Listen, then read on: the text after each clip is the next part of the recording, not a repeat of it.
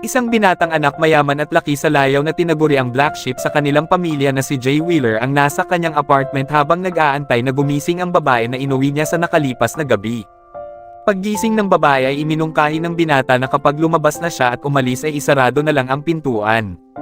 Nadismaya ang babae sa kanya dahil walang balak si Jay na ipagbili siya ng almusal at umalis lang ang lalaki. Pumunta ito sa isang bar ngunit hindi siya pinapasok ng bouncer dahil sa ginawa niya sa nakalipas na gabi na iminungkahi ni Jay na hindi niya matatandaan dahil sa kalasingan. Sinabi ng bouncer na umakyat siya sa entablado at sumasayaw kasama ang mga babaeng dancer at dahil dito ipinagbawal na sa kanya ang pumasok. Umalis ang binata at pumunta sa karera ng kabayo upang tumaya sa pag-asang mananalo at makakuha ng kaunting pera, ngunit sa kasamaang palad ay natalo siya. Tumuloy siya sa isa pang bar upang uminom at pagkatapos niyang mag-order dumating ang isang matandang pinagkautangan niya ng $40,000 na si Mr. Vincent kasama ang kanyang bodyguard. Siningil siya ng matanda ngunit walang maibigay ang binata sa kanya at dahil alam ng matanda na mayaman ang angkan ni Jay Wheeler, iminungkahi nito na humingi sa kanyang pamilya. Sinabi ng binata na wala na silang ugnayan sa kanyang pamilya kaya siya nangungutang sa matanda. Nang marinig ito, nagalit ang matanda at binigyan siya ng ilang araw upang mabayaran ang utang nito sa kanya. Pagkatapos binantaan siya ng matanda na alam niya kung saan nakatira si Jay at saan ito pumupunta at nagsusugal dahil kung hindi siya nito mabayaran sa darating na Biyernes ay ililigpit nila siya. Pagkatapos masabi ito ng matanda, binigyan si Jay ng ilang suntok ng tao ni Mr. Vincent, ngunit bago ito nakaalis gumanti si Jay at binitawan ang buong lakas sa kalbo. Dahil dito nahaharap siya sa isang kaso ngunit dahil hindi naman ito mabigat kaya hindi siya ikukulong, ngunit pagbabayaran niya ito sa pamamagitan ng community service, at dahil dito humantong ang lalaki sa probation department ng Los Angeles. Itinapon siya bilang janitor sa isang psychiatric hospital at doon niya pagsisilbihan ang kanyang sintensya hanggang sa matapos niya ito. Isa sa mga bantay ay nagbalita kay Jay tungkol sa isang lalaki na naghahanap sa kanya, ngunit hindi nito sinabi na nagtatrabaho si Jay sa loob ng hospital dahil alam nito ang tungkol sa utang ng binata. Dahil dito nagpasalamat si Jay sa kanya at sinabi ng lalaki na kamakailan lang nabanggit ni Jay sa kanya na ikakasal ang kanyang kapatid. Nagmungkahi ang lalaki na mas makabubuti kung dumalo si Jay sa kasal ng kapatid nito nang sa gayon ay magkaroon siya ng pagkakataong humingi ng pera sa ama at hindi na niya kailangan pang magtago. Dahil dito tinawagan niya ang kanyang ina upang ipaalam sa kanya na dadalo siya sa kasal ng kanyang kapatid, at dahil dito labis na natuwa ang matanda. Ilang saglit lang ay ibinigay niya ang telepono sa ama ni Jay, ngunit ayaw sana itong kausapin ng binata pero huli na siya dahil nagsalita na ang ama nito sa kabilang linya. Nagsisinungaling si Jay sa ama nito na nagtatrabaho siya bilang isang administration sa isa sa pinakamalaking psychiatric hospital sa lungsod at naniwala naman ang ama nito sa kanya. Sinabi din nito sa matanda na nakahanap siya ng isang kamanghamanghang babae na sigurado siyang magugustuhan ito ng kanyang ina at isa itong nurse. Nang marinig, iminungkahi ng ama na kailangang isama ito ni Jay sa kanyang pag-uwi upang makilala nila ang babae. Nang may baba na ng binata ang telepono nagpanik ito dahil wala siyang babaeng kakilala na nurse tulad ng sinabi niya sa ama.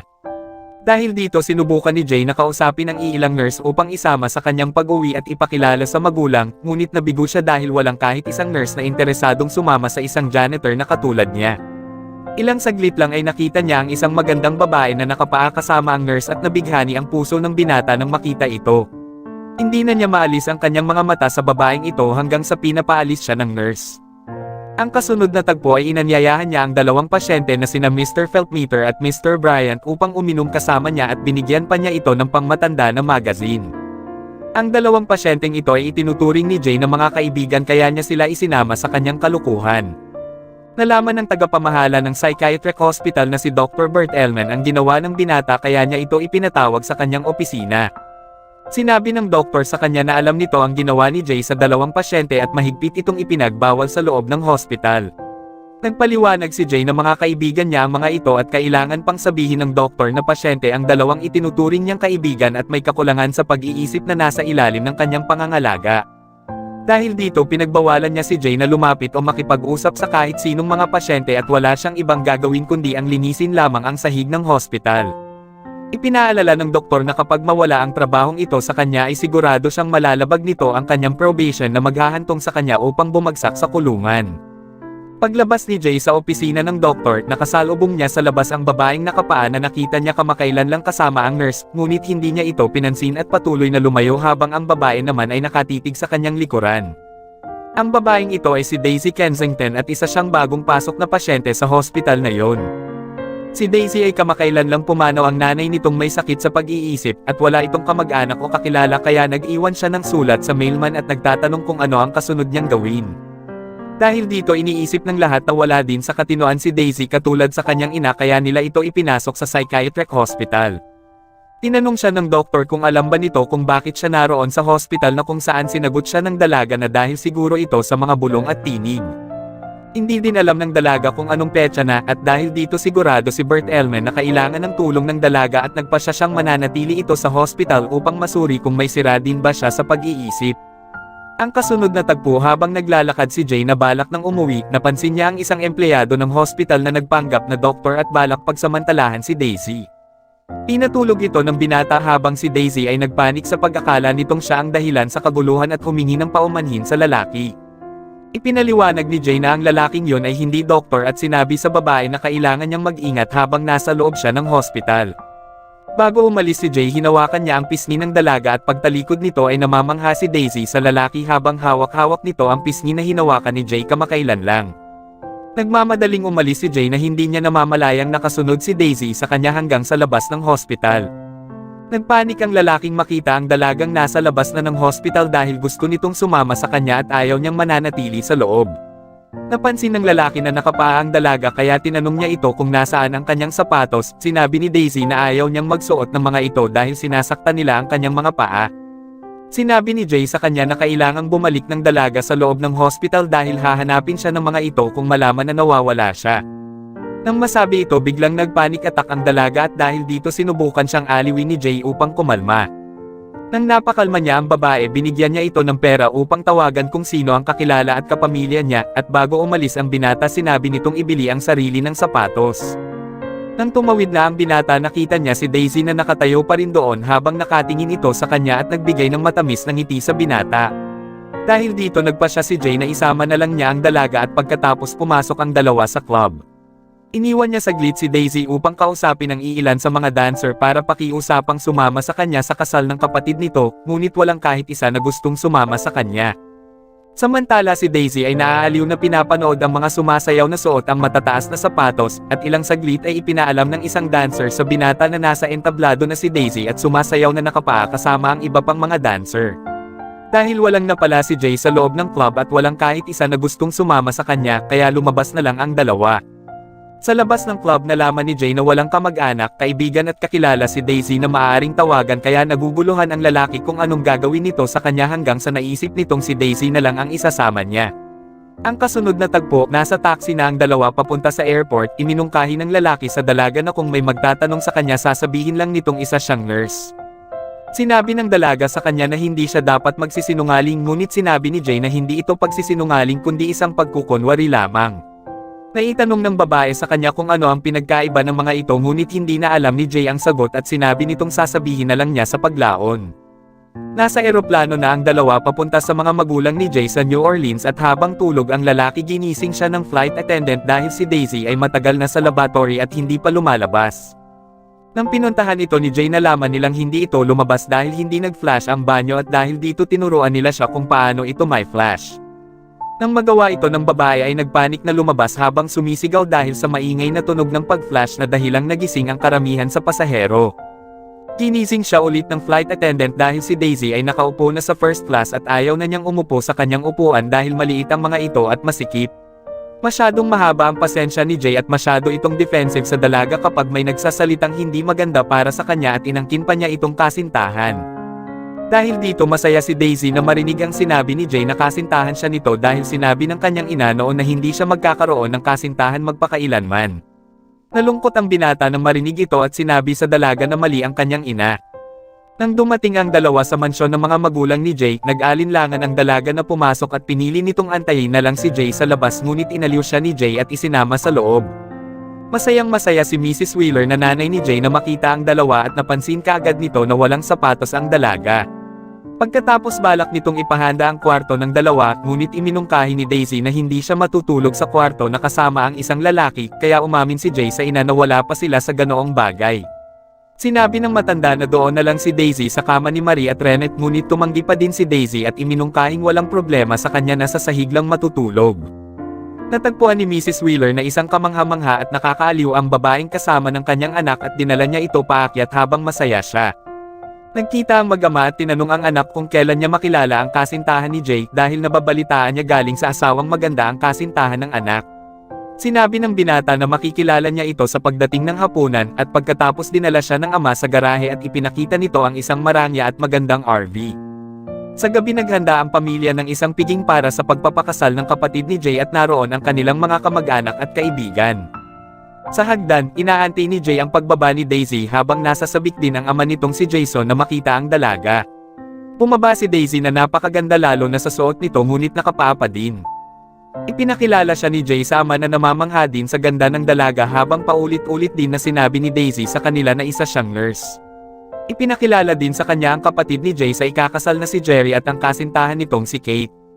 Ipinakilala na naman ni Daisy ang sarili bilang isang nurse at natuwa si Kate sa dalaga lalo na nung sinabi ni Daisy na masyadong payat si Kate na halos nakikita na niya ang mga buto ng babae.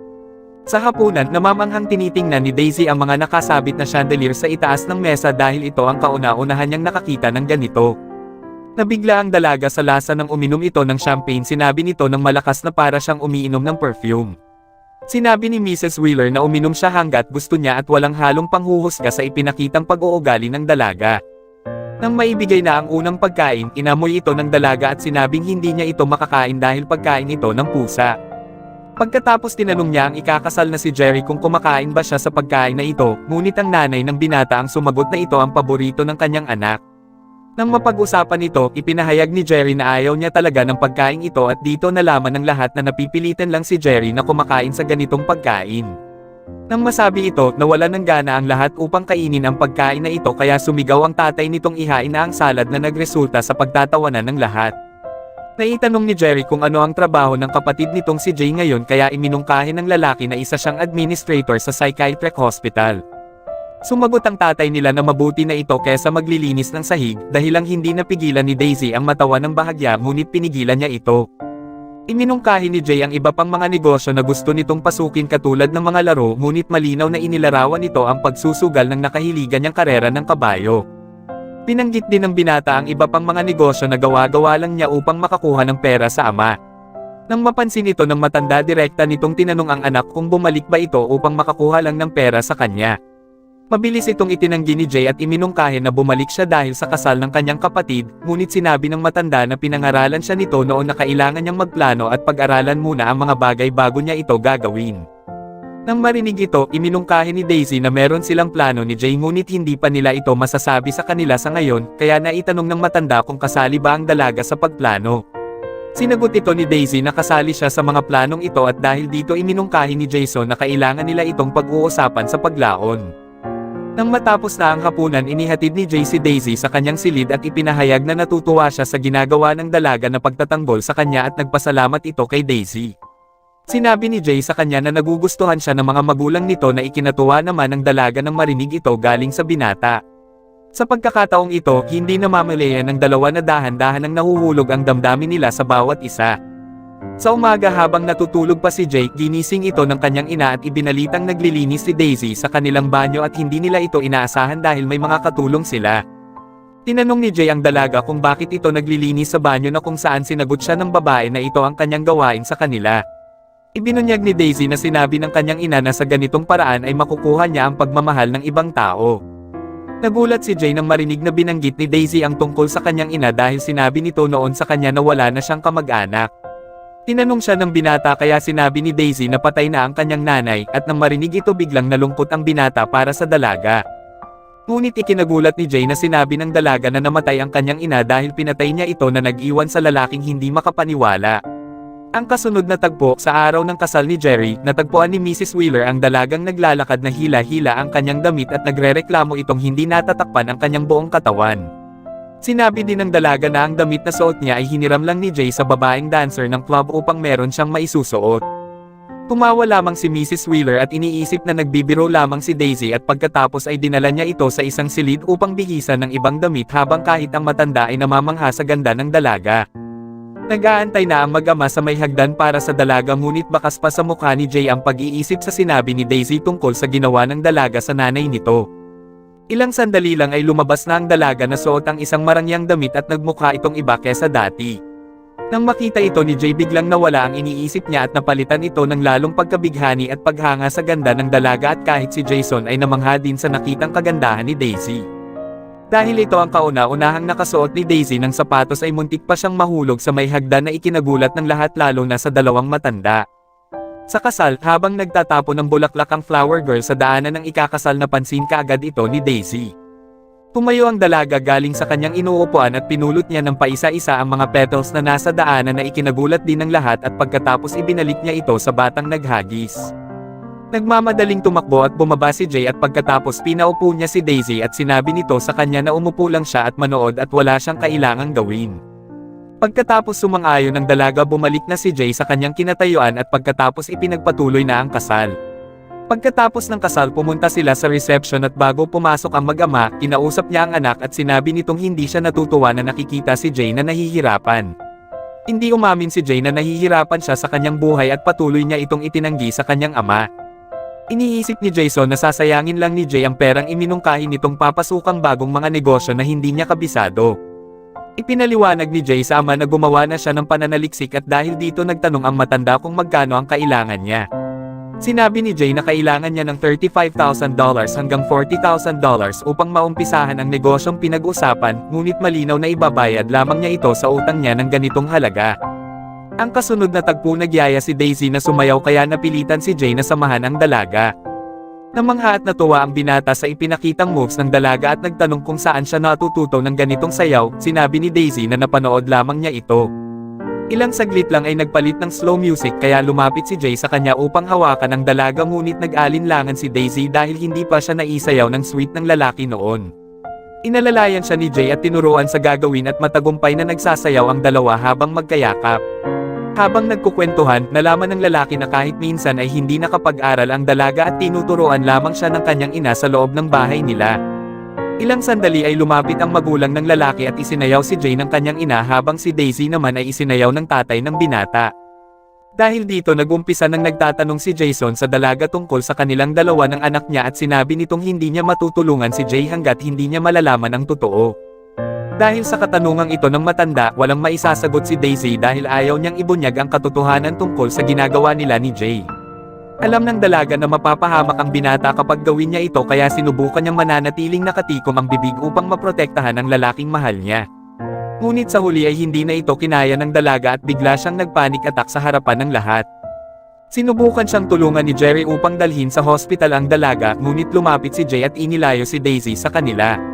Lumabas siya sa venue kasama si Daisy habang nakasunod ang pamilya ng lalaki na hindi tumitigil sa pag-aalok na dadalhin si Daisy sa hospital ngunit patuloy na umaayaw si Jay. Patuloy na nagtatanong si Jason kung sino ang babaeng kasama ni Jay at dahil dito sinabi na ni Jay ang katotohanan na isa siyang janitor sa psychiatric hospital at si Daisy ay isang pasyente doon. Nagulat ang lahat sa revelasyong ito kaya tumalikod si Jason upang lumayo sa lahat. Tinanggal ni Daisy ang kwentes upang ibalik sa nanay ni Jay ngunit sinabi ng babae na sa kanya na ito. Narinig ito ni Jason kaya bumalik siya at inaway ang asawa dahil iniregalo niya ito sa kanya noon at ayaw nitong ipamigay lang sa ibang tao at dahil dito nagkagulo ang buong pamilya. Hindi na matiis ni Daisy ang nagaganap na komosyon hanggang sa sumigaw na lang siya ng malakas na dahilang tumahimik ang lahat.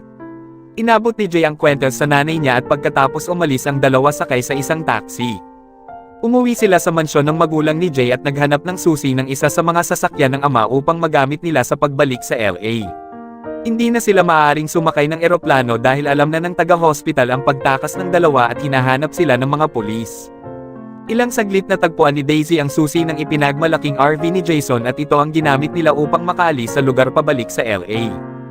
Habang nagbiyahe ang dalawa hindi na alam ni Jay ang gagawin niya dahil kaunti na lang ang kanyang pera at sanay siya ng walang responsibilidad. Dahil dito dumaan sila sa isang terminal ng bus at sinabi nito sa dalaga na antayin siya doon dahil may tatawagan lang siya. Napansin ni Daisy ang kakaibang kinikilos ni Jay at sinisiguro niya ang binatang hindi ito magtatagal. Sinabi ng lalaki na mabilis lang siya at babalik kaagad at binigyan niya si Daisy ng kaunting pera at pagkatapos nagmamadaling umalis.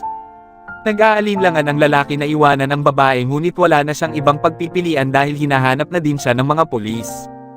Lumipas ang mahabang oras at nasa terminal pa din ang dalaga na nag-aantay na bumalik ang binata hanggang sa nilapitan siya ng lalaking taga-benta ng tiket.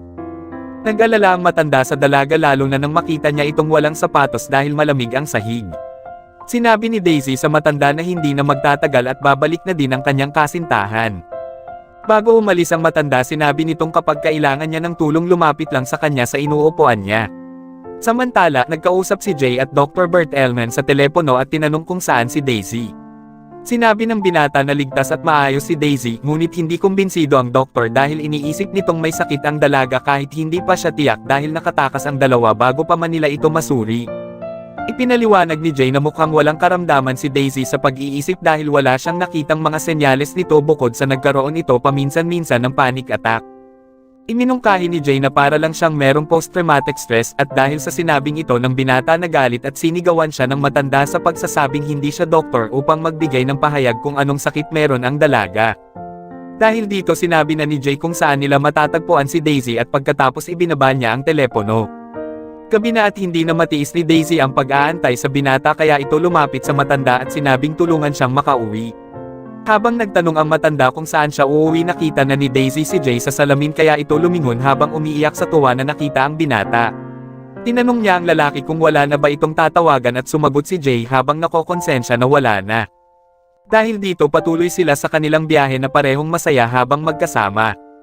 Dumaan sila sa isang supermarket at binigyan niya si Daisy ng pambili ng pagkain habang mag-aantay siya sa labas at magsisigarilyo. Ngunit ilang sandali lang ay pumaroda ang sasakyan ng pulis kaya kinuha niya si Daisy upang makaalis kaagad sa lugar. Hindi pa sila nakalayo ay napansin na sila ng pulis at sinigawan habang hinahabol niya ang dalawa. Sumakay sila sa RV at patuloy pa din silang hinahabol ng pulis pero sa huli ay natakasan ito ng dalawa. Nang makalayo na sila, balak ni Jay na si Daisy muna ang magmamaneho dahil magpapahinga siya saglit, ngunit hindi marunong ang dalaga kaya pinakiusapan niya ito na gisingin siya paglipas ng ilang oras dahil matutulog muna siya. Lumipas ang oras, ginising nito ang binata at sinabi ng dalaga na umuungol si Jay habang natutulog dahilan na nagtatawanan ang dalawa.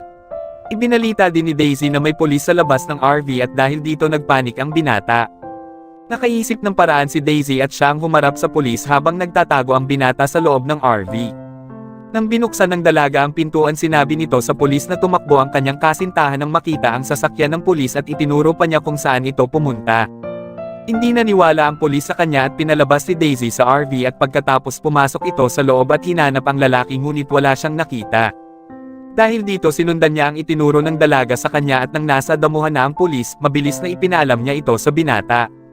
Pagkatapos lumabas ulit ang dalaga at pumunta sa sasakyan ng pulis at kinuha ang susi, pagkatapos inihagis niya ito sa malayong damuhan. Pagbalik, tinanong siya ng binata kung ano ang ginawa nito sa labas kaya sinabi ng dalaga na tinapon niya ang susi ng sasakyan ng pulis dahil kung mahuli at makulong si Jay hindi na sila magkakasama pa. Nang marinig ito, nagulat at lalong napahanga ang binata sa ginawa ng dalaga para sa kanya. Sa biyahe iminungkahi ng dalaga na wag na silang bumalik sa LA at pupunta na lang sa ibang lugar, ngunit sinabi ng lalaki na marami siyang atraso na kailangang harapin at marami din siyang nauutangan ng pera. Sinabi ng dalaga kung meron lang siyang pera ay ibibigay niya ito sa binata at dahil sa sinabing ito ni Daisy ay lalong naantig ang puso ng binata sa kanya. Si Jay ang klase ng lalaking walang pakiramdam para sa mga babae kundi ang makitulog lang kasama sila. Kahit minsan hindi pa niya naranasan ang magmahal, ngunit sa pagkakataong ito ay unti-unti nang lumalaki ang nararamdaman nito sa dalaga. Sa paglaon ay tinuturuan niya si Daisy upang magmaneho ngunit nahihirapan ang dalaga at sinabi nitong hindi niya kayang gawin ang mga bagay na kayang gawin ng iba. Nang marinig ito, ipinaalala ng lalaki ang mga bagay na nagawa nila sa nakalipas na araw ngunit sinabi ng babae na nagawa niya ito dahil kasama niya siya. Iginiit ni Jay sa kanya na magagawa ni Daisy ang kahit anong bagay sa mundo kung gugustuhin niya itong gawin. Ang kasunod na tagpo, nagbanyo si Daisy sa isang gas station habang si Jay ay kausap si Dr. Bert Ehrman at ipinapangako nitong ibabalik niya si Daisy sa hospital. Hindi na mamalayan ni Jay na nasa likod na niya ang dalaga at narinig ang sinabi niya sa telepono. Dahil dito nasaktan ang damdamin ng dalaga nang malaman na handa siyang isuko ng lalaking natutunan na niyang mahalin kaya lumabas ang dalaga at tumakbo sa RV. Pagkatapos pinatakbo niya ito ng paikot habang sumusunod si Jay sa kanya na sumisigaw at pinilit itong pinapahinto ang dalaga baka madisgrasya at sa huli bumangga ang RV sa isang walang laman na cargo container. Nag-alala ng husto si Jay sa babae kaya mabilis siyang lumapit dito at sa kabutihang palad ay nalaman nitong walang pinsala si Daisy. Ang kasunod na tagpo dahil nag-uusap na sila ni Jay at ang doktor, nag-aantay na sila sa mga pulis na kukuha kay Jay sa isang kainan upang ikukulong siya habang si Daisy naman ay ibabalik sa hospital. Habang nag-aantay ang dalawa, kinuha ni Jay ang pagkakataon upang tanungin ang dalaga kung totoo bang pinatay nito ang nanay niya. Tumango si Daisy kaya tinanong siya ni Jay kung ang mga boses ba ang nag-utos sa kanya upang gawin ito. Nagkwento ang dalaga na wala siyang naririnig na boses at tanging ang kanyang ina lang ang nakakarinig ng mga ito. Dahil sa mga boses na ito ay isang gabi, sumisigaw ang nanay niya nang walang tigil at kinabukasan ay natagpuan niya na lang itong pumanaw na. Nang marinig ito, napagtanto ni Jay na hindi talaga ang dalaga ang kumuha sa buhay ng ina nito kundi kusa lang itong pumanaw kaya pinayuhan niya si Daisy na alisin ang ideya na yon sa kanyang isipan. Ngayong alam na ni Jay ang katotohanang walang sakit sa pag-iisip si Daisy at wala siyang kasalanan sa pagpanaw ng kanyang ina ay ayaw na niyang bumalik ang dalaga sa hospital, ngunit huli na ang lahat dahil dumating na ang mga pulis na inaantay nila. Nag-alala ang dalaga na wala man lang makakaalam na nasa loob siya ng hospital, ngunit inaliw siya ni Jay na alam niya. Naitanong ng dalaga sa binata kung hindi ba siya malilimutan nito, sinisiguro ni Jay sa dalaga na hindi niya siya makakalimutan. Pagkatapos hinalikan niya ito ng buong pagmamahal at ilang sandali ay dumating na ang mga pulis at kinuha nila si Daisy habang inaaristo naman nila si Jay. Samantala, nakarating na ang balita sa nanay ni Jay na nakulong ang anak nila kaya ibinalita niya ito sa asawa niyang si Jason. Hindi kumikibo ang lalaki at dahil dito ipinaalala din ito sa asawa na noong kabataan niya ay katulad din siya kay Jason ngayon na walang ingat. Ipinaalala din sa kanya ng babae na ang nagpalabas sa kanya sa kulungan noon ay ang tatay din niya mismo at nang masabi ito iniwanan niya ang lalaking patuloy na hindi nagsasalita. Ang kasunod na tagpo sa kulungan, nakalabas na si Jay at paglabas nito nakita niya ang mga magulang niya doon na nakatayo habang nakangiti sa kanya. Umuwi ito sa kanyang apartment sa LA at nakita niyang sirang-sira na ang lahat ng mga gamit sa loob, at nang dumungaw siya nakita niya ang parehong lalaking kalbo na sumuntok sa kanya sa bar noon at nag-aabang ito sa ibaba. Napansin siya nito at hinabol ngunit natakasan siya ni Jay at pagkatapos dumiritso ang binata sa hospital upang makita si Daisy. Sa kasamaang palad ay hinarang siya ng kaibigan nitong bantay at ni Dr. Bert Ehrman at ipinagbawal na sa kanya ang pumasok sa loob dahil hindi na siya nagtatrabaho doon.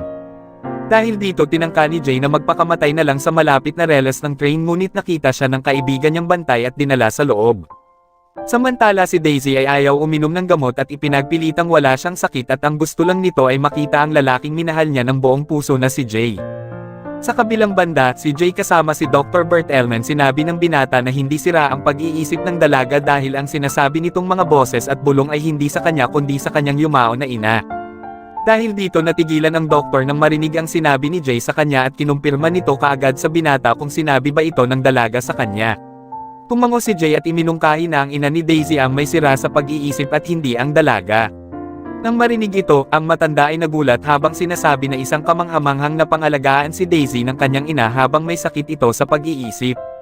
Dahil sa katigasan ng ulo ni Jay at ayaw niyang umalis at balak magpakamatay, ipinasok nila ang binata sa isang silid upang maiwasan ang pagkakaroon ng pinsala sa loob ng hospital.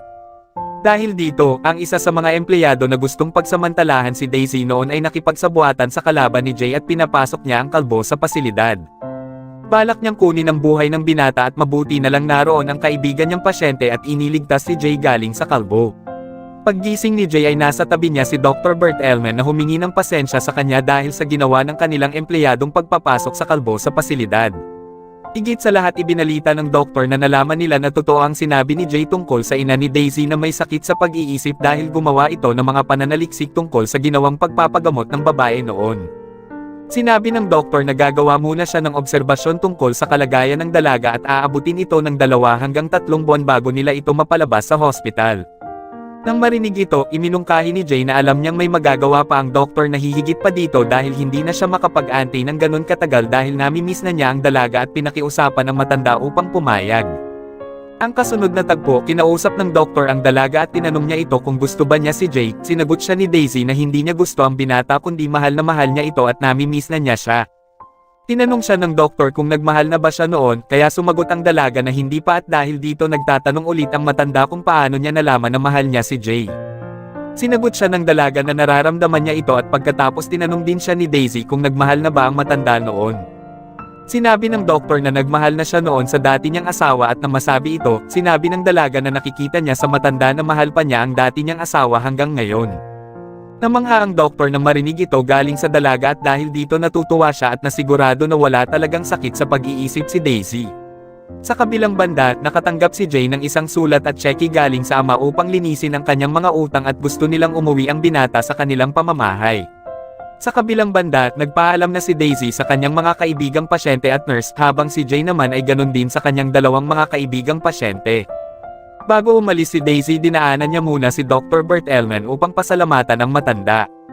Ang huling tagpo, lumabas na si Daisy at ganun din si Jay at nagkita ang dalawa sa lobby at dahil sa kanilang pagkamis sa isa't isa ay nagyakapan ang dalawa at ipinadama ang kanilang pagmamahalan sa bawat isa.